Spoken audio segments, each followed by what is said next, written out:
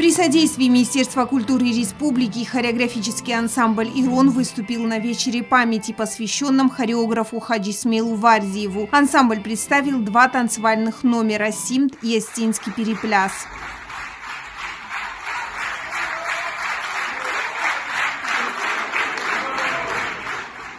Мероприятие прошло в Театре оперы и балета во Владикавказе. Вела концерт народная артистка России Лариса Гергиева. На вечере памяти состоялся показ фильма о жизни и деятельности Хаджи Исмаила Вардиева.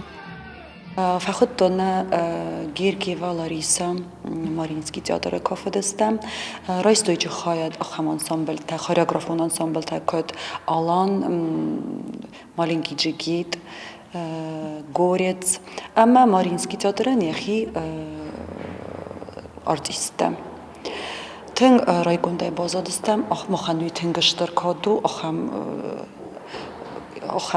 мисанизаре кайрайстам хаяд кайзагнай кав фанденазаган бузниджен хаста культура министрадан сайрадждер та Рада Филипповна.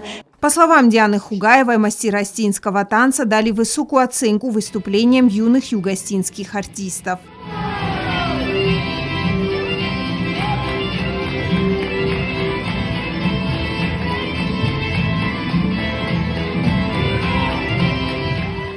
Яна Плива, Регина Черткоева, Алим Бетеев. Информационный выпуск сегодня.